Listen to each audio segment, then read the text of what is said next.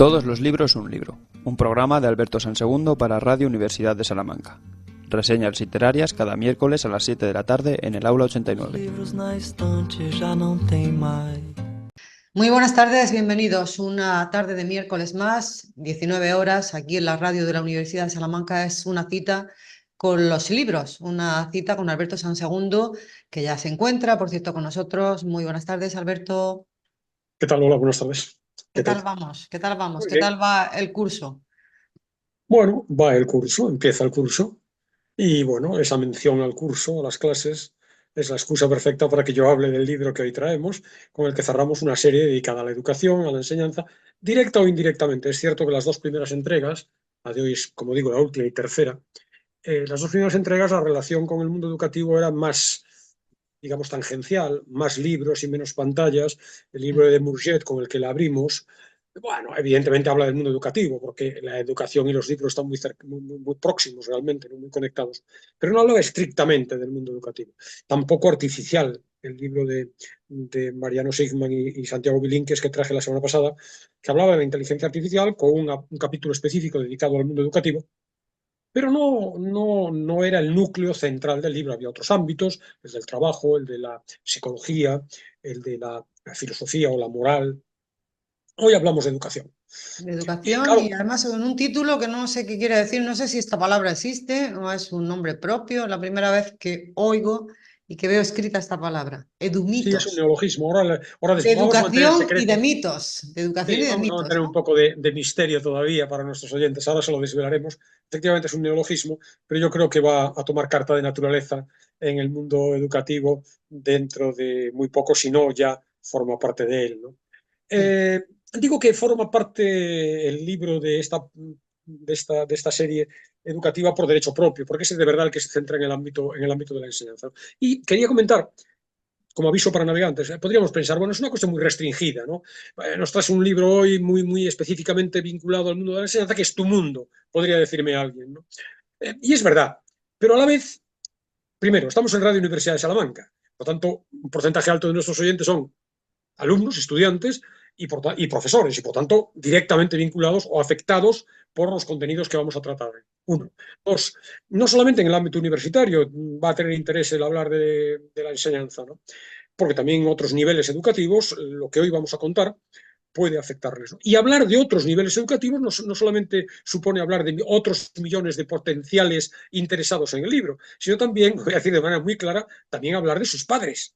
Porque los padres de estudiantes de secundaria, de bachillerato, pueden estar muy interesados en textos como el de hoy, que van a introducir reflexiones muy sugerentes acerca de lo que pasa en las escuelas, el modo en el que aprendemos, el modo en el que se nos enseña o enseñamos en primera persona algunos, ¿no? De manera que el universo potencial, aparentemente restringido, porque hablo del mundo de la enseñanza, pero el universo potencial de interesados por esta emisión, hoy en concreto, y por este libro, no es tan reducido como podría parecer, ¿no? De manera que vamos a desvelar el neologismo. El neologismo es edumitos, ese es el nombre. Luego explicaremos de dónde viene, aunque evidentemente lo ha sugerido, ¿no? Educación y mitos, ¿no? Sobre todo esa idea que ya está insinuada, más que eso, yo creo que está casi explícita en el título, queda todavía mucho más clara si leemos el subtítulo. Ideas sobre el aprendizaje, educación, sin respaldo científico, mitos, por lo tanto. El autor es Héctor Ruiz Martín, ya conocido para nuestros seguidores más asiduos, porque no hace tanto tiempo, a principios de este mismo 2024, presenté otro libro espléndido de él, Cómo aprendemos, con el que este tiene muchas concomitancias. En cierto modo podríamos decir que esta es una derivada de algunos aspectos que habían quedado solo apuntados en el libro de hace, como digo, unos 10 meses o así. Yo creo que fue en enero del año pasado cuando hablé de Héctor Ruiz Martín. ¿Quién es Héctor Ruiz Martín? Sí, voy a contarlo, pero antes déjame que haga una pinceladita también barriendo para casa. Este vínculo con el mundo educativo es hoy especialmente interesante, con el mundo de la enseñanza, con el mundo de los profesores, ¿no? Porque estamos a nada, el martes que viene, es día 1 de octubre, y ese día se inaugura el curso académico del máster de formación del profesorado de la Universidad de Salamanca. Y por tanto, en ningún momento más propicio que el de hoy, es el último programa que hay antes de la inauguración de ese máster para hablar de algo que repercute bueno, en la vida de los docentes y por tanto también especialmente de los futuros docentes, que conviene, ya lo anticipo, conviene que se vayan enterando de los edumitos, ¿no? De estas ideas falsas que hoy proliferan en todos los ámbitos, en el ámbito educativo claramente, pero también entre la ciudadanía acerca de la educación. Me preguntabas por Ruiz Martín. Ruiz Martín es un Sí. investigador, es biólogo, es divulgador científico. Fíjate, de estos libros que hablan de educación, ¿cuántos se están dedicando a ellos lo que entendemos por científicos, lo que siempre hemos entendido por científicos, ¿no? Biólogos, de neurociencia, neurocientíficos también, o sea, esas personas que siempre las catalogamos como más científicos que, por ejemplo, un historiador, ¿no? Una persona que investiga en historia. Están hablando mucho de educación, ¿no? Lo que más tiene que ver con lo biológico, quizás. Claro, y con lo psicológico, porque una de las reivindicaciones que hace Ruiz Martín, ahora contaremos la estructura y el planteamiento del libro, en el libro es que hay una cierta deformación. No lo incluye, o sí, yo no me acuerdo muy bien si lo incluye directamente como un mito o lo relaciona con alguno de los que sí presenta, ¿no? Una de estas ideas, bueno, recibidas, que se dan por buenas, es que toda la investigación en educación tiene que ver con la neurociencia, y no es así. La ciencia que está más cercana o que desvela más misterios, por decirlo así, o más secretos, o nos ayuda mejor a entender ciertos procesos relacionados con la enseñanza y el aprendizaje, es la psicología, no tanto la neurociencia, que tiene cosas que decir, como veremos luego, pero no es lo fundamental. Él desvela, él dice que, bueno, formando parte de estos mitos actuales, está también esta idea de que la neurociencia lo impregna todo, ¿no? Lo impregna todo porque en este momento está de moda para hablar de lo que sea. Yo creo que hasta en Masterchef, si exageramos un poco, hablarán de la Bueno, es que neurociencia aplicada a la fabricación o a la al elaboración final de. todo pasa por las neuronas, Alberto, ¿no? Claro, bueno, efectivamente, en ese sentido sí, pero hablar de neurociencia por hablar de cómo se elabora la ensaladilla rusa, y me estoy inventando el ejemplo, obviamente, puede parecer un poco desmesurado, pero es verdad que está de moda y algo de ello hay en este asunto, ¿no? Él es biólogo, como decía, está especializado bueno, en este ámbito, ahora contaré en concreto en cuál. Sobre todo esta dimensión de divulgador, tiene varios libros interesantes acerca de eso, cómo aprendemos, aprender a aprender, otro de los libros que ha publicado, Los secretos de la memoria. Este libro aparece en una editorial, bueno, no reconocible fácilmente en el mercado editorial. Podríamos decir, si exagero un poco, y a lo mejor al autor no le gusta, que es una autoedición, porque en realidad lo presenta la editorial IS, no sé si nuestros Sí, sí, espectadores, algo vemos. ISTF. ISTF, está presentado ya, tiene casi un año, es de diciembre de 2023. ISTF son las siglas en inglés de la Fundación Internacional para la Enseñanza de las Ciencias. Y es una institución sin ánimo de lucro, con sedes en Londres y en Barcelona, que dirige el propio autor, que dirige Héctor Ruiz Martín. Por lo tanto, en ese sentido digo que podríamos estar hablando de una especie de autoedición, en definitiva. Es experto en la psicología cognitiva de la memoria y el aprendizaje. Tiene una trayectoria docente en educación secundaria, también en universidad, una exitosa carrera científica.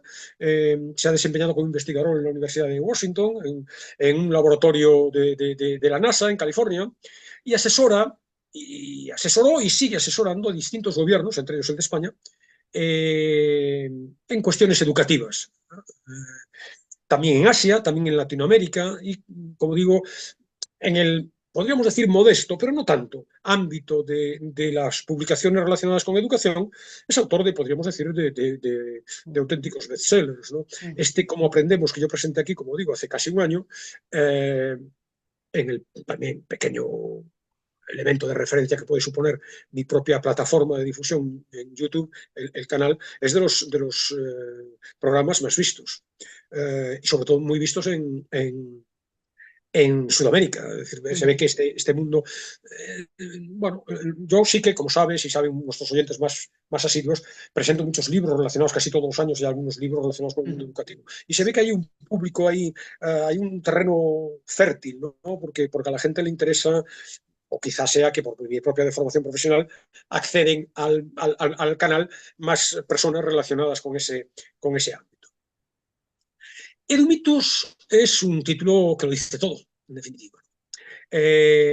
Bueno, el germen estaba en Cómo aprendemos, solo que ahí había un pequeño capitulito de 12 páginas apenas, y ahora se convierten en 400 en este libro, en donde Héctor Ruiz Martín avisaba de los riesgos que tiene la proliferación. A ver, podríamos hablar de fake news, ¿no? Trasladamos al ámbito educativo ese concepto y esta es la idea de la que se nos habla en Edumitos.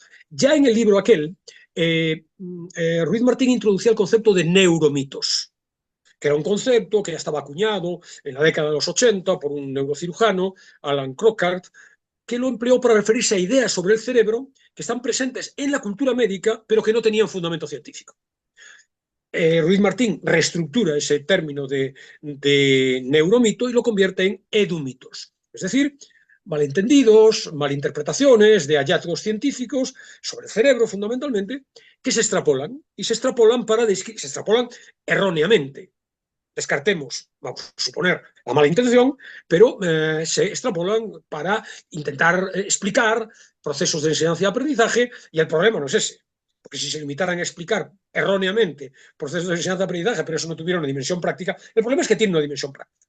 Y esa dimensión práctica ha arraigado en las facultades de educación, en los cursos de formación del profesorado y, en mi experiencia particular, en los claustros de profesores, en donde proliferan por doquier ideas que se dan por consabidas, pero que resulta que son, a la luz del investigador científico, son absolutamente falsas y, por tanto, muy peligrosas, porque inducen, primero, estrategias que pueden provocar efectos no queridos, evidentemente, pero es que además están suponiendo el desembolso de presupuestos ingentes en estrategias, en técnicas, en protocolos educativos, que son, en el mejor de los casos, nulos, sin eficacia ninguna. Inocuos, Peor, en el mejor de los casos, inocuos. Claro, en el mejor de los casos inocuos, ¿no? Pero entonces, bueno, son ideas que tienen que ver, y esto es muy interesante, claro, porque además uno se reconoce en ello, uno se reconoce en el error. Son ideas que parten de la intuición. Entonces, el profesor sabe por su experiencia o cree saber que hay una serie de verdades y, bueno, lo que nos va a venir a contar dentro de un momentito en mi glosa Ruiz Martín es que esa experiencia tuya no necesariamente es extrapolable, porque nuestra experiencia está muy sesgada por infinidad de factores, como luego también comentaremos. Entonces, bueno, la tesis básica en este libro de Ruiz Martín es, bueno, el interés, como digo, exento de malevolencia, ¿no? El interés, bueno, pues encomiable de los profesores por mantenerse al tanto de las investigaciones científicas, bueno, hace que muchas veces el desconocimiento, la ignorancia, los malentendidos, las malinterpretaciones, las ideas preconcebidas, también los sesgos cognitivos, como decimos, nuestras propias visiones que tendemos a arrimar el ascua a nuestra sardina, ¿no? Tergiversaciones, ingenuidad y voluntarismo en muchos casos, están provocando pues que se den por válidos conocimientos, supuestos conocimientos que no son válidos, que son absolutamente erróneos y que hacen proliferar estos edumitos no respaldados por evidencias científicas, contrarios a la mejor investigación que existe en este momento, tanto en el ámbito de la neurociencia como en el ámbito de la psicología, y que, como decía, acaban por ser muy, muy, muy perjudiciales porque desvían los fondos en estrategias que sí podrían ser más útiles, confunden al profesorado y además le hacen, a muchos de nosotros, nos hacen estar convencidos de que estamos en el lado bueno de la práctica docente, cuando en realidad, en muchos casos, estamos extraordinariamente Un libro entonces dirigido a docentes, sobre todo, Alberto. Es un libro que van a aprovechar fundamentalmente los docentes. Pero como decía al principio, van a aprovechar también, yo no sé si al mismo nivel que un profesor, los alumnos, los estudiantes. Ya verás que hay capítulos dedicados a técnicas de estudio, mitos sobre las técnicas de estudio. Y por tanto, un estudiante va a sacar partido de él. Un estudiante, diríamos, medianamente interesado. Iba a decir medianamente aplicado, pero por lo menos medianamente interesado, porque hay que leer y hay que entrar y adentrarse en conceptos. Es de muy fácil lectura, entre otras razones, porque las 400 páginas, ya anticipo, estoy siendo un poco desordenado, las 400 páginas presenta 44 edumitos. Por tanto, cada uno de ellos, además cada uno de ellos provisto de una bibliografía, etc. Por lo tanto, son muy pocas páginas para cada uno de ellos y contadas de una manera muy pedagógica, muy asequible, de tal manera que los estudiantes también se van a beneficiar. Pero yo me atrevería, claro, a incluir, como decía al principio del programa, a incluir a los padres entre los lectores potenciales, porque aquí hay pistas muy interesantes que pueden ayudar a los padres a la hora de tutelar la enseñanza y la educación de sus hijos, ¿no? Cualquiera que esté interesado en aprender, y yo casi me atrevería a decir, esto es, cualquiera, debe conocer cuáles son los procesos por los cuales aprendemos. Entonces, en nuestro día a día, nuestros estudiantes, subrayar. ¿Es una técnica buena? La ha hecho todo el mundo. Bueno, no, me voy a mantener no voy a hacer spoiler, lo dejaré en el aire. Luego ya veremos si subrayar es una buena estrategia o no, Yo creo no es una buena que estrategia. subrayar no lo sé, pero yo creo que hacer esquemas sí ayuda mucho. Hablaremos de ello, entonces. Bueno, entonces la misión de un científico es aportar luz, aportar claridad, aportar ideas robustas científicamente para que luego el docente, el alumno, las manejen y luego opte por actuar como quiera, ¿no? Cuando hablaba de las causas que dan lugar a estos edúmitos, me refería a desconocimiento, a ignorancia, a malos entendidos, a ingenuidad, etc. Y no incluía, y esto me interesa resaltarlo y pararme un poco en ello, no incluía una que me parece fundamental y grave, que son los apriorismos ideológicos. En este momento, y no lo incluía en ese repaso, porque Ruiz Martín, su libro no va por ahí, y por tanto no lo incluye. Pero yo sí quiero hacer una pequeña cala en esta cuestión, que está especialmente, desgraciadamente, de actualidad, porque esos apriorismos ideológicos que condicionan la visión acerca de qué hay que hacer en las escuelas, que mantienen esas visiones que mantienen diferentes profesores, se mueven en una lógica tan encarnizadamente polarizada como la que vivimos todos los días en el mundo, diríamos, externo a la escuela, en el mundo de la ciudadanía, ¿no? El mundo, si quieres concretar todavía mucho más, en el mundo de la política, ¿no? Y es significativo, no lo voy a poder comentar, pero sí lo quiero presentar, que escasos meses después de la aparición de Edumitus, se haya publicado Educafakes, un libro con otro enfoque. Aquí son sociólogos los responsables del libro, en donde ahí hablábamos de 44 edúmitos, aquí hablamos de 50 educafakes, falsedades, tiene un subtítulo, perdón, 50 mentiras y medias verdades sobre la educación española, escritos por Jesús Rojero y Daniel Turienzo, uno es sociólogo, otro es maestro, no sé quién es quién, no he tenido tiempo a leerlo del todo todavía y por tanto no he tenido tiempo a preparar una reseña, quizá en un momento determinado pueda hablar de este libro con más detenimiento, quizá no, quizá baste con esta referencia. Lo que sí quiero comentar es que este libro es interesante desde el punto de vista de lo que apunto, que es la cuestión, la ideología que subyace detrás de las diferentes tesis que se mantienen hoy en educación. Y por lo tanto, una ideología que no se corresponde necesariamente con, voy a decirlo así, con muchas comillas, las verdades científicas. Sea esa ciencia la psicología, la neurociencia, en el libro de Ruiz Martín, sea esa ciencia la sociología, fundamentalmente la política, digamos, si le podemos dar el estatuto de ciencia, en el libro de Educafakes, ¿no? Quiero detenerme en este he llamado encarnizado, lo es, conflicto ideológico que se da en la educación.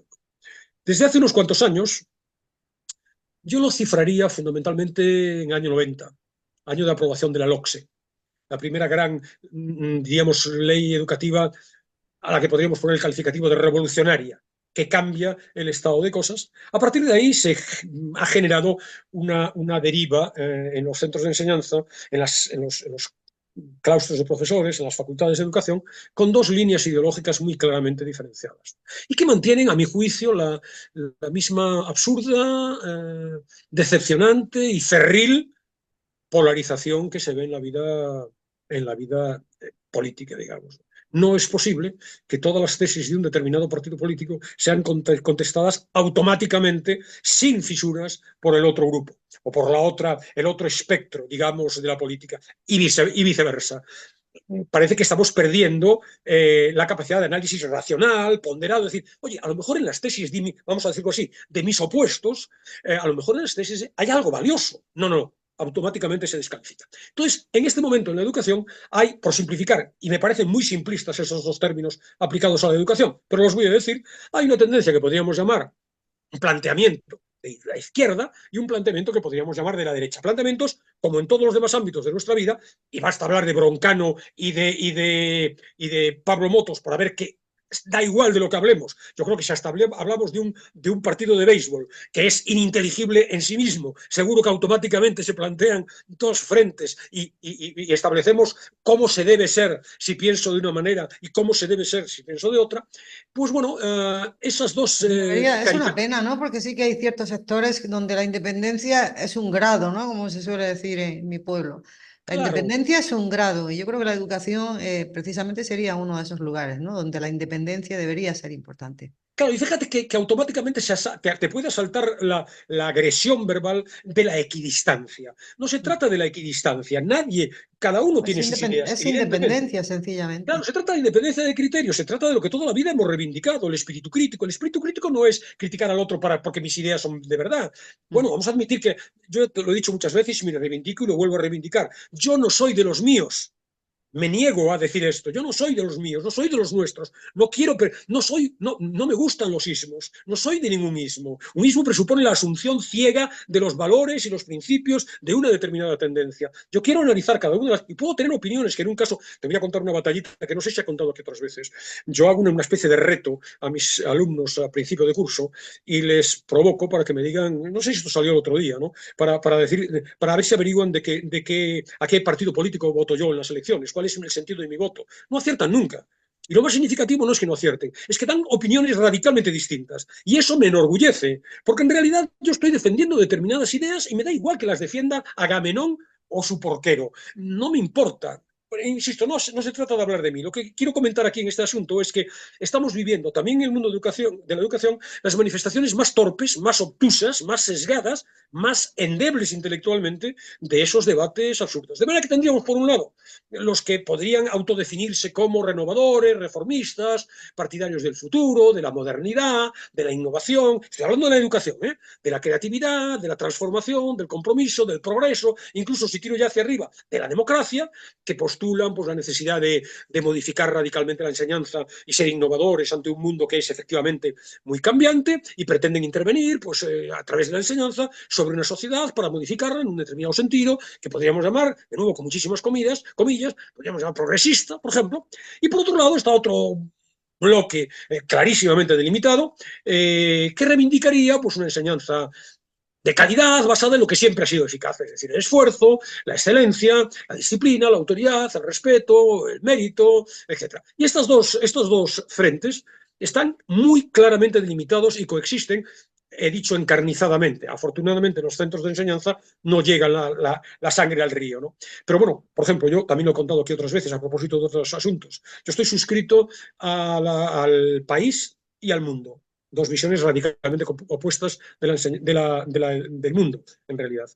Quienes no sigan, tendrían que leer las secciones, los artículos, yo los leo habitualmente, los artículos de la sección de educación del País y los artículos de la sección de educación del Mundo. Son dos existencias, son dos realidades radicalmente distintas. Es más, los mismos datos estadísticos, los mismos resultados de investigaciones sólidas desde el punto de vista científico, son interpretados en sentido radicalmente contrario en un lado y en otro. Y el problema no es tanto que haya la discrepancia, que lo es, sino que la discrepancia es ciega. Y es ciega de tal manera que no se asumen de ninguna manera, no te digo nada, ya no hablo de las secciones paralelas del País y el Mundo en educación, no te digo nada los foros de debate en esos periódicos. Es decir, a los 5 segundos ya están las ridiculizaciones de la otra parte, las invectivas jocosas, los improperios, las ironías un poco hirientes, de tal manera que desde un lado inmediatamente están las acusaciones de dinosaurios anquilosados, que lo que quieren es perpetuar las injusticias y los privilegios de clase, que lo que quieren es mandar gente a la enseñanza privada, que propugnan el inmovilismo, la resistencia al cambio y que en realidad lo que defienden es una meritocracia que lo único que favorece a los ricos. Y en un foro, en muy poco tiempo, ya aparece fachas, ya aparece franquistas. Del otro lado, pues los insultos son similares, ¿no? Engendros pedagógicos, secta pedagógica se habla, los pakistaníes, se llamó durante mucho tiempo a los psicopedagogos, porque, fíjate qué chiste burdo, los pakistaníes, Pakistán en los institutos. Entonces, se achaca a esta parte supuestamente innovadora de superficialidad, de ligereza, de acientifismo, de ocurrencias, de extravagancias. Fíjate, entresacado, porque yo leo libros de las dos tesis, ¿no? Y entresacados de este segundo frente, términos con los que se califica a, digamos, las moderneces, patochadas y estupideces que dicen los pedagogos, bullshit, zorradas y caca de la vaca, tonterías, antologías de despropósitos, desvaríos, y el paso siguiente, estalinistas que quieren manipular a las masas, entonteciendo a los estudiantes con estrategias educativas pobres que rehuyen lo esencial, el conocimiento, el saber.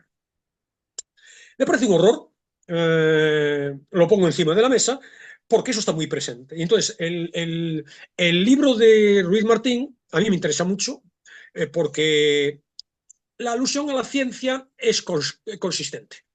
Y por tanto, podríamos decirlo de una manera llana, no se casa con nadie. No hay ni una mínima sombra de impregnación ideológica de ningún tipo en este libro. Es ciencia pura. Mientras que en el libro de Educa Fakes hay un enfoque de parte, clarísimamente. Y confesado por los autores desde el primer momento. El libro tiene el patrocinio de diferentes instituciones, se ha hecho con la ayuda financiera de diferentes instituciones, entre ellas el gobierno de España, el actual gobierno de España. Por lo tanto, queda muy claro cuál es el enfoque que se hace desde el primer momento. Pero yo estoy leyendo Educafakes en este momento y he leído el otro, y hay montones de cosas que me parecen valiosas, que me parecen que son análisis, otras cosas que puedes tener tus reticencias, pero de lo que se trata es con humildad intelectual, escuchar unas tesis y otras, intentar ver en qué medida tienen razón y olvidarte de apriorismos ideológicos. Tú podrás tener tu secta, los tuyos, insisto, yo soy muy reacio a inscribirme en los míos. Conté aquí otras veces lo de Groucho Marx. No me gusta, no formo parte de ningún club porque nadie que me acepte como socio, ¿no? Bueno, en cualquier caso, ese es el planteamiento, está subyacente a todo lo que voy a contar hoy, pero que afortunadamente Ruiz Martín escapa un poco de esa idea, se eleva y nos dice, señores, esto es lo que hay. Luego ustedes vean pros y contras, ¿no? Por cierto, esta discrepancia no se da en todo el mundo, en todos los autores, en todos los expertos. Yo recopilo y leo artículos y libros de diferentes autores, escritores, intelectuales, que se mantienen por encima del debate, o participan en el debate en un sentido o en otro, pero de una manera más ponderada. Manifestaciones, o muy interesados en el mundo educativo, y con manifestaciones sobre ello, en los últimos años, Antonio Muñoz Molina, Javier Marías, Félix de Azúa, Luis Landero, Eduardo Mendoza, Argullol, Pérez Reverte, Adela Cortina, Gabriel Albiac, Arcadia Espada, Sabater, Emilio Lledó, Rodríguez Zadrados, José Antonio Marina, Gregorio Luri, Victoria Camps, nombres de peso del pensamiento español. Y se han manifestado en un sentido o en otro, acercándose más o menos, siendo más o menos partícipes de ese espíritu despectivo con el que se descalifica al contrario, pero que no solamente es una posición de trinchera furibunda, ¿no? También hay gente que con una visión más... Hay filósofos entre las personas que has Claro, nombrado. filósofos, escritores que se interesan, como es natural, porque es un problema sustancial. Por eso yo creo que este libro interesa a todo el mundo, no solamente a profesores y estudiantes, interesa a todo el mundo. Es un problema sustancial de una sociedad. Lo que va a ser España en los próximos 30, 40 años depende de lo que aprendan hoy los chicos. Y lo que aprenden hoy los chicos depende de cómo son sus profesores, si son técnicamente competentes, si son capaces de enseñar lo que hay que enseñar y cómo hay que enseñarlo, para conseguir que dentro de 30, 40 años estos jóvenes se inserten de manera adecuada en una sociedad, sea una inserción personal como ciudadanos, cívica también, y una inserción profesional. Entonces, es humilde intelectualmente Ruiz Martín, porque acepta que, bueno, habla de la ciencia, y la ciencia es más verdad que otros enfoques, otros medios de análisis de la realidad. Ahora, es falible. De hecho, todos conocemos, obviamente, verdades científicas que han prosperado durante mucho tiempo y que, digamos, tesis más sofisticadas, más ricas en el futuro, las desmontan y las dejan en el baúl de los recuerdos. Y no quiero meterme en las bobadas que tienen una inspiración científica de, bueno, ahora parece que tomarse una copita de vino en la comida es lo mejor que hay para la salud, y 6 meses después te dicen que eso es contraproducente. Y quien dice eso dice 150.000, también mitos, ¿no? en los ámbitos correspondientes, ¿no? Bueno, Ruiz Martín introduce luz en esta cuestión para, bueno, quien quiera leerlo con humildad intelectual, que es la expresión que vengo reiterando, salgamos o intentemos salir de la confusión, de la desinformación, de la incoherencia, de la ligereza irresponsable en muchos casos que nos acomete en muchas ocasiones, ¿no? Entonces, bueno, él parte de un hecho obvio, que es que juzgamos los profesores a partir de todo el mundo, pero en el ámbito educativo nuestras decisiones están tomadas a partir de percepciones subjetivas, vislumbres, más o menos acertados, si tienes suerte acierta, derivados de nuestra propia experiencia.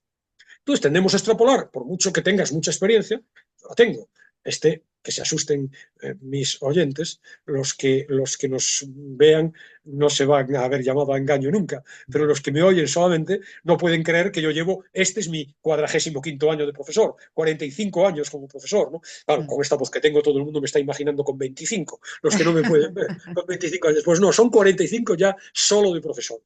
Entonces, claro, tengo experiencia y saco conclusiones, porque hay cosas que parece que son obvias, pero cuidado que hay muchos sesgos, ¿no? Entonces, bueno, el primer ejemplo del que parte en la introducción, que es muy interesante, es que las falsas creencias en la ciencia. Él pone el ejemplo de las sanguijuelas. El predicamento que tuvo durante siglos Claro, en la medicina, que lo el uso utilizaban de la sanguijuela. para vencer enfermedades, ¿no? Para que Claro, para sangraran curar al todo. enfermo. Para curar todo. Es decir, un recurso sacralizado desde el siglo XVII como la solución milagrosa para cualquier tipo de mal, ¿no? Entonces, claro, hasta bien avanzado el siglo XIX, en donde, de nuevo, el análisis científico nos demuestra que eso no sirve para nada. Bueno, pues ese es el paralelo que desde el primer momento, las primeras páginas del libro, establece el autor. Lo mismo exactamente supone en educación guiarse por la experiencia personal. Una experiencia personal que, aunque sea abierta, aunque sea ponderada, reflexiva, puede ser sesgada y psicológicamente deficiente e intelectualmente limitada. Entonces, bueno, a partir de ahí, en ese preámbulo todavía, nos cuenta cuáles son algunos de los principales sesgos cognitivos que nos acometen a todos en la vida cotidiana y en particular en la educación. Por ejemplo, la falacia ad hominem. Es decir, no rebatimos esta lucha entre dos frentes, no rebatimos el argumento del otro atacando, entre comillas, el argumento, sino atacando a la persona. Eso a la orden del día. La falacia ad verecundiam, que es un argumento de autoridad. Como fulanito tiene autoridad, lo que está diciendo seguro que está bien. La falacia ad populum. Como mucha gente piensa esto, como la mayor parte de los profesores, como mi experiencia, todo el mundo con el que yo hablo dice lo mismo, pues será verdad. El sesgo de confirmación, que nos lleva, entre una información que nos llega, seleccionar aquella que ratifica, que confirma nuestras ideas preconcebidas y desmentir, por lo tanto, las contrarias, la disonancia cognitiva. Esto no encaja con mi visión de los hechos, no cambio mi visión de los hechos, adapto aquella información que me llega. El sesgo de arrastre también, ¿no? La tendencia a creer o hacer algo que otras personas hacen o creen, ¿no?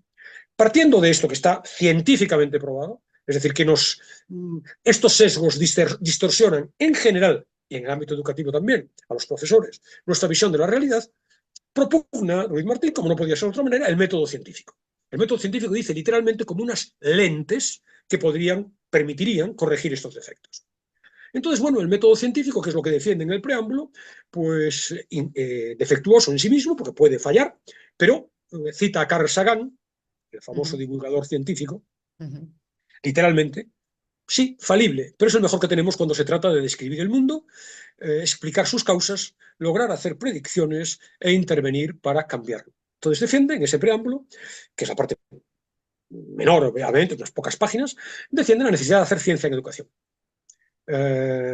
Alerta del riesgo de la pseudociencia, describe los parámetros que definen... Se llaman las facultades ya también ahora, Alberto, facultades de ciencias de la educación. Sí, evidentemente, ¿no? Y luego introduce también un glosario breve de algunos términos para que el lector no se pierda mito, evidencia, aprendizaje, etc.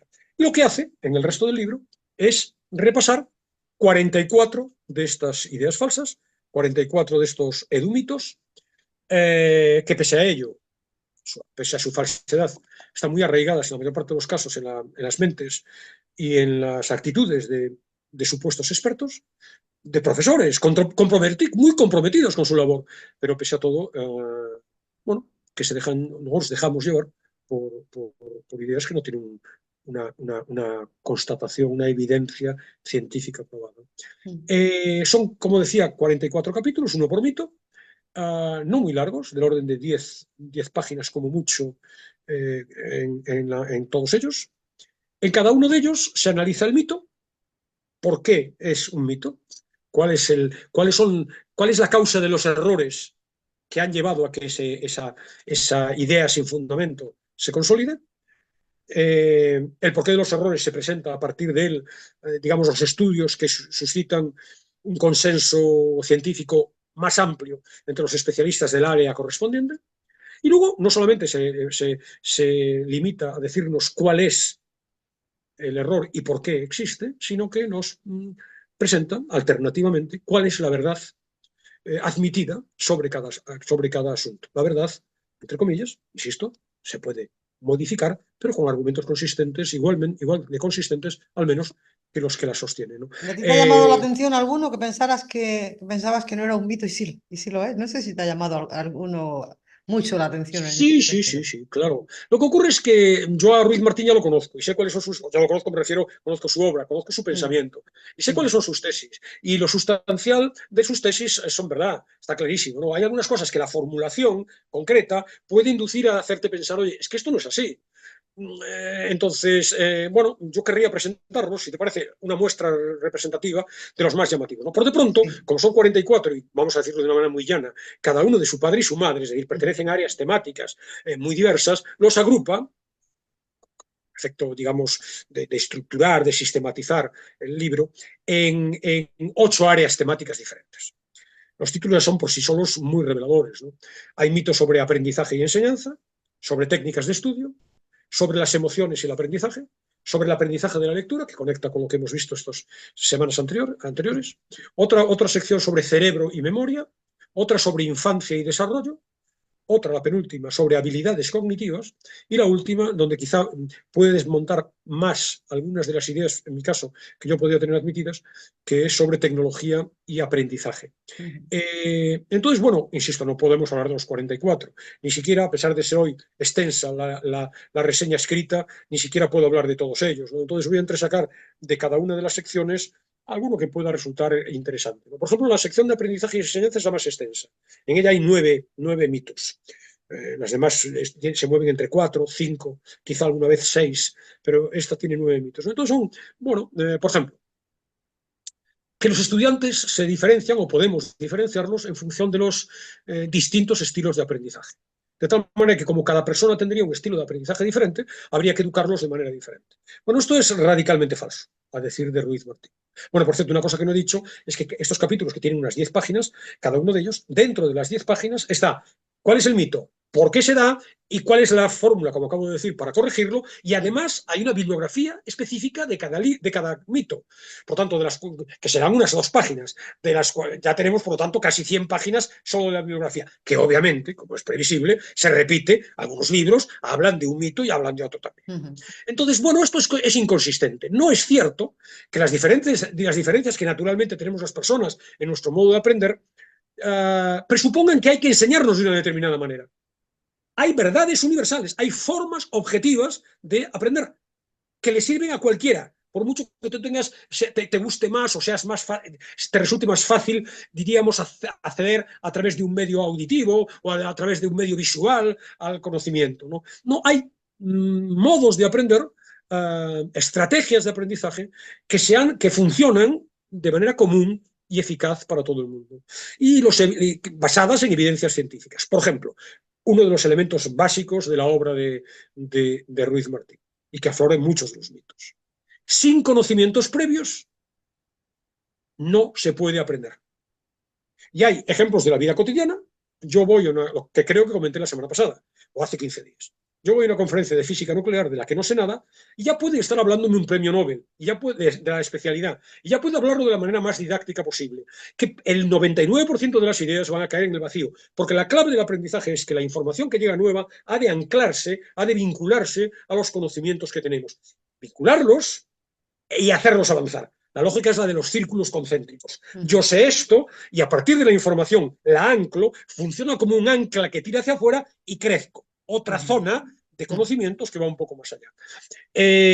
Claro, eso es lo que comentábamos en su momento cuando hablé del libro de Bourget acerca de la importancia de la lectura. Si tú no tienes una base léxica, si tú no has leído, te va a resultar muy difícil aprender.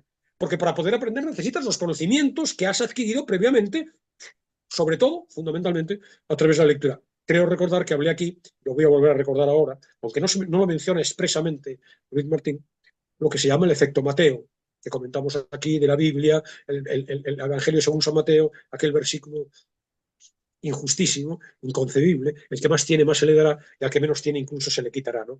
Desde el punto de vista del funcionamiento del cerebro es absolutamente cierto. Cuantos más conocimientos tienes, más aprendes. Hay una expansión. Si no tienes conocimientos previos, se te quitará, no vas a poder ni siquiera aprender. Entonces, es mentira esto de los estilos de aprendizaje, ¿no? Son mentira las pirámides de aprendizaje, que en el ámbito educativo son muy frecuentes, ¿no?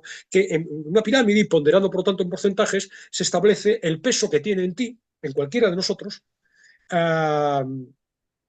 los diferentes medios de aprendizaje para calibrar el éxito posible que va a tener esa enseñanza en nosotros. Una clase magistral, habría gente más... La clase magistral, lo que escuchamos en una clase magistral, dicen esas pirámides, representa un 5% de lo que aprendemos. En cambio, si el estímulo es audiovisual, representa un 80%. Esto no es verdad. No es verdad, no es el elemento diferencial, dice Ruiz Martín, para aprender una información, no es la forma en la que la obtenemos, es lo que haces con ella después de haberla obtenido. Eso es lo esencial. ¿En qué medida lo trabajas? ¿En qué medida lo vinculas? Lo conectas con lo que ya sabes. Por ejemplo, otro mito de esta sección es el aprendizaje por descubrimiento. Otra falacia, que en este momento inspira las teorías en los ámbitos, en infinidad de prácticas educativas de los centros de enseñanza. El aprendizaje por descubrimiento. Aún en la universidad podríamos hablar, pero en secundaria, que es donde esto aparece. El aprendizaje por descubrimiento, nos cuenta con muy buen criterio el autor, puede servir para los conocimientos, para las destrezas que él llama biológicamente primarios. Es decir, la lengua oral materna, las habilidades sociales, son biológicamente primarias. ¿Qué quiere decir esto? Que decenas, cientos de miles de años de evolución nos han habituado a naturalmente aprender a hablar sin una enseñanza programada, dirigida, etc. Pero los conocimientos que son biológicamente secundarios, es decir, que en nuestra historia evolutiva no tienen antigüedad, tienen unos pocos milenios de antigüedad, la explosión cultural de la humanidad, nos dice Ruiz Martín, tiene 5.000 años. Y por tanto nuestro cerebro no se ha adaptado a ello. Por tanto, ahí no vale el descubrimiento. Pone el ejemplo de la Revolución Francesa. ¿Qué cabe de descubrimiento, de aprendizaje por descubrimiento en la Revolución Francesa? ¿Cómo se aprende por descubrimiento en la Revolución Francesa? No. Se necesita la enseñanza organizada, dirigida, tutelada por un experto, capaz de establecer vínculos, capaz de establecer jerarquizaciones, capaz de discriminar lo que es importante y lo que no es importante. Por tanto, otro mito que se viene abajo. Es mentira también, en esta misma sección, el que los estudiantes saben cuándo aprenden mejor y cómo aprenden mejor. No es verdad.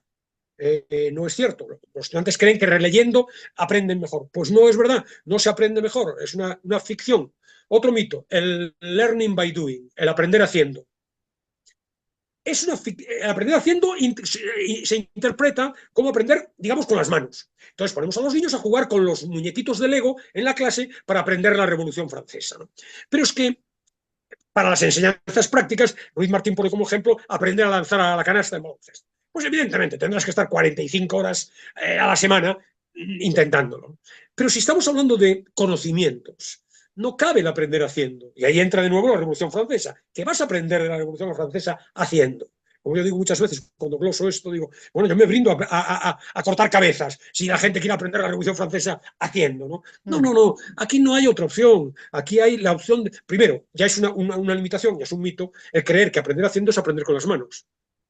Y aprender pensando, él habla del learning by thinking. Aprender pensando no es hacer.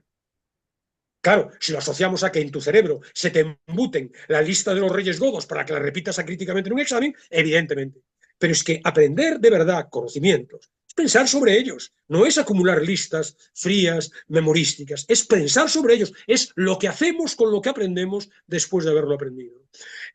Por tanto, el aprendizaje activo es activo no por un hacer físico, es activo por lo que hacemos desde el punto de vista cognitivo. Otro mito, ¿no? Por ejemplo, otro que puede desafiar también ciertas lógicas, ¿no?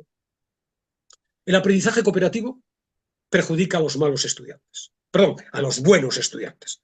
Porque, bueno, queda un... Tienen que ponerse a nivel de los peores. Claro, se queda una confusión indiscriminada y ahí los que más saben o los que más pueden pierden. Pues no es verdad, ¿no? No es verdad. Lo que él sí que dice, por eso digo que hay mitos que se desmontan, pero no tanto, porque si lo formulas así, el aprendizaje cooperativo perjudica a los buenos estudiantes, que es como se formula, pues no es verdad. Pero si hilas fino, él hila fino y dice, no, el aprendizaje cooperativo perjudica a los buenos estudiantes si no se hace como se debe hacer.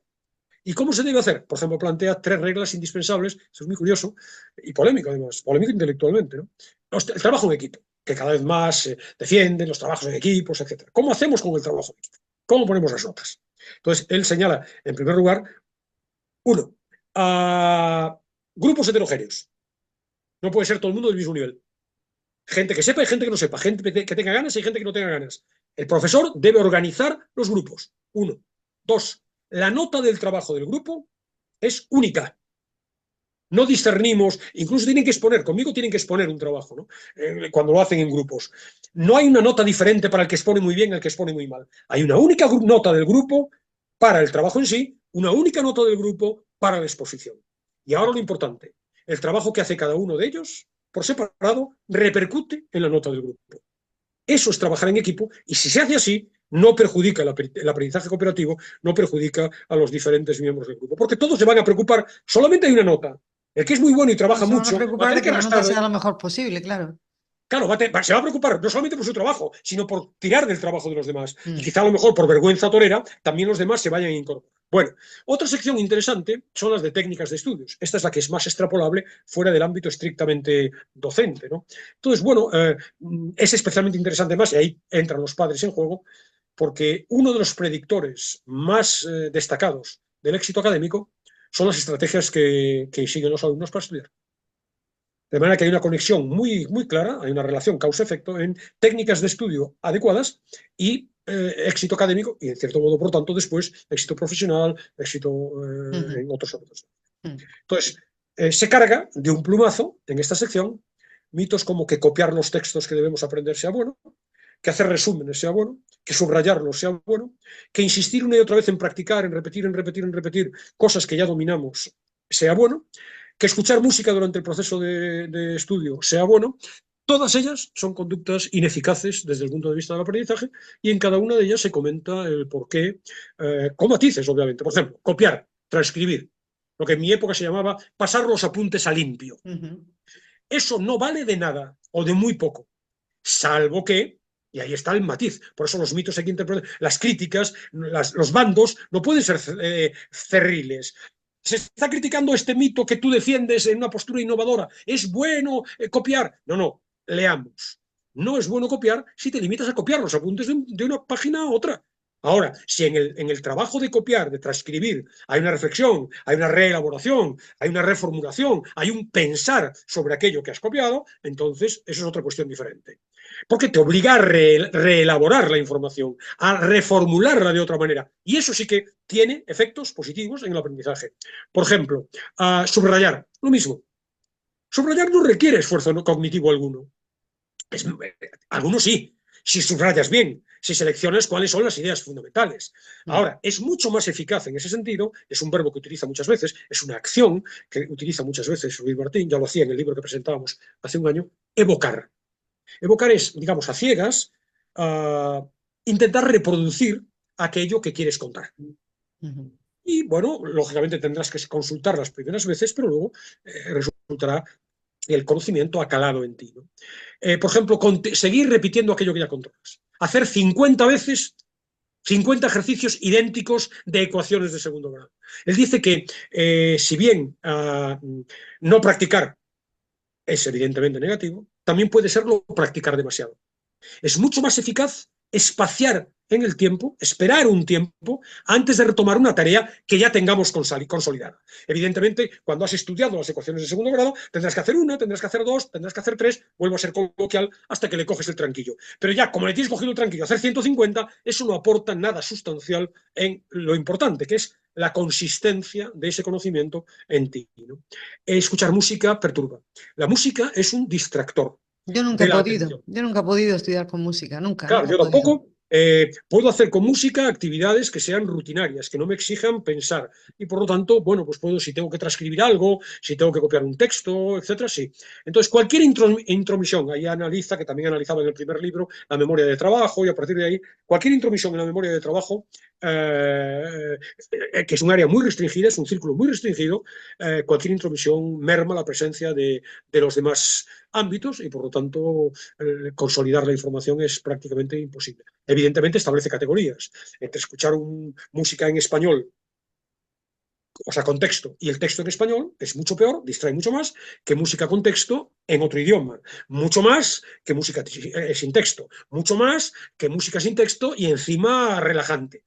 Cada una de ellas es una graduación en la distracción, pero en cualquier caso, mejor sin música. Hay otro capítulo interesante, otra sección más que un capítulo, los capítulos son cada uno de los 44 mitos, sobre emociones y aprendizaje. Entonces, bueno, ahí hay muchas cosas. Las emociones es evidente que hacen más memorable lo que aprendemos en clase. El problema es que las modernas técnicas educativas se quedan con esto. Y como se quedan con esto, construyen las clases a base de experiencias emocionantes. Que los alumnos vivan experiencias emocionantes. Y el problema es que si se viven experiencias emocionantes en el aula, lo que se recuerda es la experiencia, pero no lo que había que aprender a través de ella. Sí. Cuando se habla de que las emociones influyen, que está demostrado, de lo que se habla es de la creación en el aula de un clima propicio. Un clima propicio para de cercanía, de simpatía, de afabilidad, un clima que propicie el contagio educativo. Estamos metidos en este barco, vosotros y yo como profesor, vosotros como alumnos, nos interesa a todos aprender, vamos a aprender con un ambiente, digamos, emocionalmente confortable, que estimule, que anime, pero no poner a los alumnos, insisto, a abrazar árboles para familiarizarlos con el concepto. Estoy contando casos reales. Yo he ido a cursos, es penoso, pero es así, ¿no? Por curiosidad, porque a estas alturas de mi vida yo creo que ya, sinceramente, ya profesionalmente no me queda demasiado tiempo como para ponerme a aprender demasiadas cosas nuevas, ¿no? He ido a cursos de estos de metodologías activas, etc. Y no quiero caricaturizar, ¿eh? Puede haber compañeros profesores o personas que están muy familiarizadas con ese terreno y que realizan prácticas beneficiosas, claramente, ¿no? Pero yo he ido a cursos en donde nos han dividido los cursos para profesores, para formarse en ese tipo de cosas, donde nos han reunido en grupos a todos los asistentes al curso, nos han dado media docena de espaguetis y unos tacos de plastilina y teníamos que construir, debatiendo en grupos, supuestamente adquiriendo competencias de trabajo en equipo, etcétera, etcétera. Teníamos que construir con los espaguetis secos y con la plastilina, conseguir una pirámide, una columna, lo más alta posible. Ganaba, digamos, no había un ganar de competencia, no había un premio. El que tenía al final... La pirámide más alta. Pero por favor, realmente esto, en vez de explicarles historia, explicarles de manera estructurada, organizada, etc. Bueno, en fin, las emociones influyen, la confianza en sí mismos, su autoeficacia, el sentimiento de autoeficacia. Yo, si me pongo a esto, lo puedo hacer. Y ser capaz, por parte del profesor, de trabajar este tipo de cosas, el establecimiento de retos, de desafíos. Eso sí es importante, eso sí Muy es importante. Dar el confianza a la descubrir gente. mundos, ¿no? El despertar la curiosidad del alumno. Descubrir mundos es un medio mucho más eficaz para los alumnos que no ponernos a jugar o hacer experimentos divertidos o juegos, ¿no? Muy interesante el capítulo de la sección de aprendizaje de la lectura, que conecta con muchas de las ideas de Michel de Bourget hace unas semanas. La competencia lectora es la base de cualquier otro aprendizaje y por tanto hay que trabajar la competencia lectora desde muy pequeños, lo que decíamos en su momento, los padres que les lean, leer en el colegio, en el instituto. No es verdad que los niños aprendan a leer de manera natural y espontánea, no es así. De nuevo, la lectura pertenece a las competencias de reciente adquisición por parte del ser humano, unos 5.000 años, cuando aparece la escritura, y ese tiempo, 5.000 años, es un tiempo insuficiente para que nuestro cerebro haya evolucionado como para poder aprender naturalmente a leer. Exige de nuevo una enseñanza explícita, una instrucción directa, una práctica frecuente, iniciada a ser posible a edad temprana. Estos días, hace un par de días, se ha publicado un estudio del que se hacía eco la prensa, en virtud del cual está probado que los chicos, niños, adolescentes, capaces de leer libros acostumbrados a leer libros de más de 100 páginas, pueden alcanzar hasta un año escolar de diferencia con respecto a los que no lo hacen. El mensaje es clarísimo. Si analizas esos estudios y te fías de ellos, no queda para padres, para estudiantes, para profesores, para expertos en educación, no queda otra. Hay que leer en clase, hay que multiplicar las palabras que decimos en clase, hay que, como dije en su momento, ¿no? Hay que educar a los niños como si fueran niños ricos. Es decir, que escuchan en su entorno privilegiado infinidad de términos complejos, complejidad léxica, complejidad gramatical. Esa es la apuesta, hay que leer desde muy pronto. Hay muchos mitos en este apartado, se desacreditan los mitos que que desacreditan la memoria porque la consideran una mera repetición, con el topicazo de los Reyes Godos, ¿no? La lista de los Reyes Godos, como quien se aprende de memoria. Bueno, lo que dice es que la memoria Es necesaria, la memoria es necesaria. es imprescindible. Memoria es, la define así, la capacidad de aprender cualquier cosa. Claro. Claro, si la reducimos al topicazo. Por eso te digo que los mitos los desvelamos, pero a la vez los mantenemos, porque depende. ¿Te desmienten alguna cosa? Depende. Si alguien entiende la memoria como mera repetición de lista de Reyes Godos que tienes que memorizar, bueno, eso sí que es limitada y no tiene sentido y no lleva a ningún lado. La memoria, por el contrario, es fundamental. No te está desmitificando nada, lo sabe todo el mundo. Al cerebro humano, dice provocadoramente Ruiz Martín, se le da muy mal memorizar.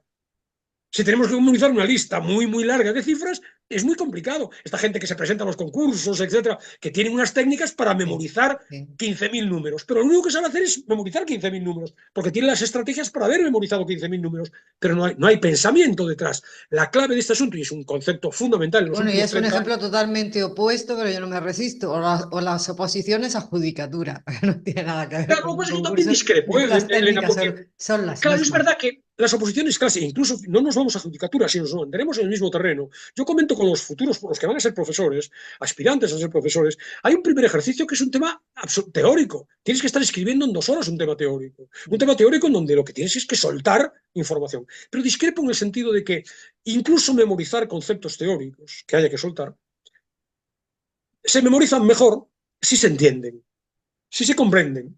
Evidentemente hay un punto necesario de memorización, y si citas judicatura es evidente, porque tienes que saber que el artículo 317 del Código Penal de lo que está hablando es de tal cosa. Luego tienes que memorizar cifras. Y eso sí que resisten difícilmente la idea del significado, de que sean comprensibles, ¿no? Pero yo creo que un examen teórico que mida tus conocimientos indudablemente va a exigir una cierta repetición memorística, pero también mide tu capacidad de comprensión, tu capacidad de conexión. El concepto que está detrás de todo esto y que es muy interesante y que impregna la teoría pedagógica de los últimos 30 años es el de significatividad. Es decir, lo que aprendemos tiene que tener sentido para nosotros. Cuento una anécdota. Hay un profesor, Ken Bain, norteamericano, que publicó hace unos años un libro muy interesante que se llama Lo que hacen los mejores profesores universitarios. Y ahí él acuña un acrónimo, que la traducción en castellano es AQNLI. AQNLI son las siglas de ¿a quién narices le importa? Y lo que nos dice, y es evidente, lo constatas en tu día a día, cualquier información que tú des a tus alumnos, cualquier nueva idea que introduzcas en clase, tienes que plantearte de antemano, porque el alumno la tiene que ver luego, ¿a quién narices le importa esto? Y a quién narices le importa no significa una visión pragmática o reduccionista de lo que enseñas. Voy a enseñar mecánica de fluidos porque de esta manera sé desatascar el fregadero de mi casa. No es esto, es ¿qué significa para mí esto que aprendo? ¿Por qué la ecuación de segundo grado toca mi vida? Esa es la idea de la significatividad. Yo puedo memorizar los conceptos de la escuela, pero si solo los memorizo, no tienen sentido para mí. Entonces lo que voy a hacer es memorizarlos y los voy a olvidar a los 10 minutos. Significatividad, ¿no? La memoria no Por es eso no somos malos en aquellas asignaturas a las que no les encontramos sentido. Por Claro, eso, pues ese es el talento del profesor, ¿eh? porque no le encontramos el significado? Decimos, ¿y a Ese es el quién talento del narices le profesor. importa eso? ¿Cuántos profesores no se limitan a soltar información?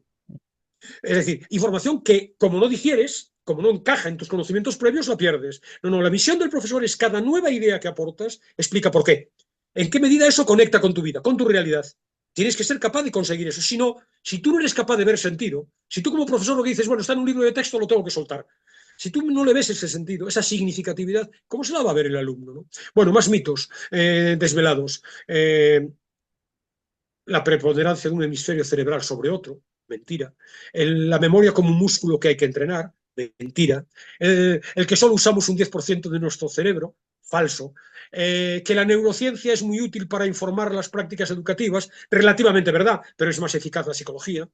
En la sección de infancia y desarrollo, pues hay también ideas contraintuitivas. Los ambientes ricos en estímulos mejoran el cerebro de los niños muy pequeños. No es verdad. Eso es lo que justifica que los padres bombardean a sus niños con 150.000 experiencias y extraescolares, etc. Sobre todo hasta los 3 años, no es verdad que sometiendo al niño a 150.000 estímulos vaya a crecer, ¿no? Evidentemente, los efectos son benéficos, pero no es decisivo. Un niño hasta 3 años, dice Ruiz Martín, necesita unos adultos afectuosos que lo cuiden e interactúen con él. Y evidentemente saca un corolario. Interactuar con él es hablar, es leer, es incrementar el campo de conocimientos, pero no es verdad que bombardeándolos con actividades necesariamente vayan a crecer. Evidentemente no son efectos negativos, pero tampoco producen el efecto positivo que se supone el mito defiende. Es mentira que la música clásica estimule la inteligencia de los bebés. La música clásica en particular nos habla de Mozart. Pues no es cierto, no es cierto. No es verdad la gimnasia cerebral, estos cursos de brain training, ¿no? De entrenamiento cerebral que te ayudan a leer muy rápido o que te ayudan a hacer, bueno, como si haciendo sudokus mejoramos nuestra capacidad para hacer sudokus. Y evidentemente tenemos a lo mejor una cierta mayor agilidad mental. Pues pero me no estás afecta. dejando planchada, Alberto, porque Sí, yo tenía es muy mucha interesante. confianza en algunas de esas cosas. Claro, hacer sudokus puede resultar Yo interesante. pensaba ejercitar también mi cerebro para ver si conseguía mejorar un poquito, pero me dices que no. No. Evidentemente no son efectos negativos. Yo creo que en relación con el Alzheimer, por ejemplo, con la prevención del Alzheimer, esta gimnasia mental es interesante, ¿no? Pero, por ejemplo, él critica estas propuestas de ejercicios corporales, una gimnasia cerebral que son ejercicios corporales para mejorar las habilidades cognitivas. Nos dice con un dato escalofriante que este método se aplica en más de 90 países y que han sido traducidas las propuestas de esta tesis a más de 40 idiomas, ¿no? Las habilidades cognitivas. Aprender muchas matemáticas no mejora tus habilidades en otras, no necesariamente mejora tus habilidades en otras. Pero La eso sí única lo tenía excepción, yo claro, eso sí lo tenía yo claro. la única excepción a esto es la música. La práctica musical sí que se ha demostrado eficaz para el desarrollo de otras destrezas, ¿no? No es verdad que no se pueda sostener la atención más de 30 minutos. Nuestro cerebro está diseñado para perfectamente sostener la atención. ¿Cuál es el problema? El problema no es que el cerebro no pueda sostener la atención 30 minutos. Es que en el mundo en el que estamos, los estímulos que hay para distraerte son enormes. Pero no por una incapacidad natural del cerebro para ello, sino que simplemente, bueno, es que no es posible resistir que cada 5 segundos tengas un impacto tan estimulante como el que nos proporcionan las redes. ¿La escuela mata la creatividad? Una tesis moderna, muy aceptada. Pues depende de Tampoco qué es verdad. escuela, pues depende de qué escuela o de qué tipo de escuela, ¿no? No, pero es que la escuela dice literalmente, tiene la capacidad implícita de promover la creatividad. Porque la creatividad no nace de la nada. La creatividad no es, mira, ponte ahí e inventa la bombilla. Tienes que saber física. Por tanto, de nuevo estamos en que sobre los conocimientos adquiridos, la escuela, en tanto que dota a la gente de conocimientos, la clave es cómo los dota. Es decir, cuáles son las técnicas para conseguir esos conocimientos. En tanto que dota a los estudiantes de conocimientos, les da la base para poder luego, a partir de esos conocimientos, inventar la bombilla, inventar algo innovador, algo diferente, ¿no?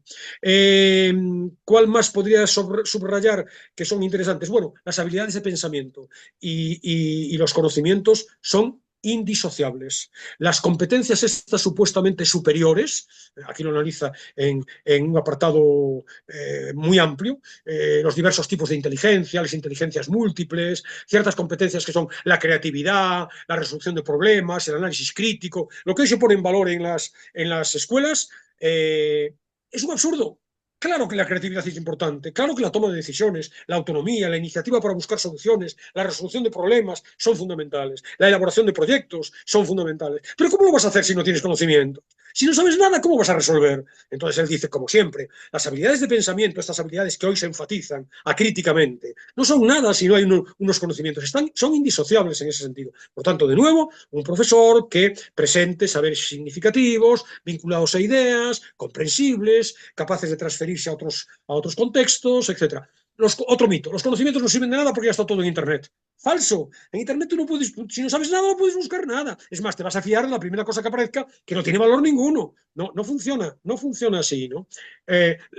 Quien propugna las virtudes de la multitarea. Otro disparate. las ciencias cognitivas no han corroborado que sea posible hacer dos cosas a la vez, en el mismo instante, con la misma fluidez y precisión que si primero hiciéramos una y luego otra. Dicen Por que las tanto, no es mujeres verdad. sí, Alberto, dicen Sí, que las las mujeres mujeres sí. sí. El tópico os dice que vosotros sois capaces de a la vez hacer las dos cosas. Bueno, y luego quizá lo más llamativo, y cierro, es lo de tecnología y aprendizaje. Esa sección, pues por ejemplo, pero claro, todos son matices, y por eso hay que leer y por eso hay que entender las tesis contrarias a las tuyas propias, ¿no? El uso excesivo de las tecnologías estaría reduciendo la capacidad de prestar atención de los chicos. Pues no es verdad. El uso de tecnologías no modifica la capacidad de atención, la tenemos. Lo que ocurre es que el uso de las tecnologías incluye distractores. Y como incluye distractores, lógicamente pierdes la atención. Porque si te están poniendo vídeos de gatitos que te gustan los gatitos, o te están poniendo el vídeo de tu grupo favorito y automáticamente saltan a una coreografía disparatada de TikTok que te llama la atención, o al guapo o guapa de turno poniendo morritos en el espejo de su cuarto de baño, pues lógicamente eso te distrae. Pero no porque el dispositivo en sí mismo, llevamos toda la vida viendo la televisión y eso no nos hace perder capacidad de atención. Es la capacidad de enganche que generan ciertas aplicaciones que son las que son nocivas, ¿no? El uso de pantallas en el aula supone un riesgo para la salud de los estudiantes. Pues no es verdad tampoco. ¿Por qué? Porque las pantallas ni provocan trastornos del sueño, ni generan adicción, ni atrofian, ni provocan miopía. Son las aplicaciones programadas en los dispositivos los que perjudican. Sobre todo, no tanto por lo que hacen, sino por lo que hacen que dejen de hacer los usuarios. El usuario, por estar 6 horas al día conectado a la pantalla, deja de hacer cosas que sí resultarían valiosas, como por ejemplo leer, como por ejemplo aprender con otras vías, resultarían valiosas para crecer, pero no es en sí mismo el dispositivo electrónico lo que genera la adicción. Por ejemplo, y cierro, furibundo el ataque Hay dos ataques furibundos de Ruiz Martín a dos autoridades hasta ahora de estas propuestas pedagógicas innovadoras. Uno es Martin Gardner y Mark Prensky y su teoría de los nativos e inmigrantes digitales, y otro es, creo que es Howard Gardner o Martin Gardner, no recuerdo ahora mismo, que es el creador de las inteligencias múltiples. Son capítulos serios, amplios, y con un ataque muy fundamentado. La bibliografía en estos capítulos se multiplica. En el caso de Gardner, entre la bibliografía que utiliza Ruiz Martín hay como 7, 8, 9 libros del propio autor, y desmonta las tesis de las inteligencias múltiples. No hay las inteligencias múltiples, hay inteligencia. No hay una inteligencia para jugar al badminton, hay y hay otra inteligencia para pintar y otra para bailar. Hay la inteligencia. Y luego hay habilidades que se pueden desarrollar de una Yo siempre manera he o de otra. pensado que los de traducción tienen una inteligencia diferente a la mía. Siempre he Extraterrestre. pensado los de traducción, sí. Probablemente extraterrestre. No, son destrezas que efectivamente sí que existen. Y lo de los nativos e inmigrantes digitales es exactamente igual, ¿no? Yo puede resultar presuntuoso, que no tengo ni idea, soy un profano absoluto en estas moderneces, tengo más competencia digital que muchos de mis alumnos de 18 años, que no saben ni mandar un correo, que no distinguen, por supuesto, en una página determinada si es un invento disparatado de algún enloquecido que se le ha ocurrido en su casa inventarse una tesis sobre no sé qué, que uno que realmente es consistente. De verdad que es un libro muy interesante, insisto, fundamentalmente para los profesores es nutritivo, ¿no? Nos proporciona montones de ideas que son útiles, ¿no? Pero Sí que lo ¿eh? parece, Alberto. Sí, Parece sí, muy interesante. muy Pero para interesante. cualquier persona interesada por la enseñanza. No Héctor tenemos Ruiz tiempo para leer, Martín. ya doy por hecho que no vamos a poder leer. Si No, te no, parece, porque despedimos. estamos ya muy pasaditos de Sí, muy fuera de tiempo. tiempo.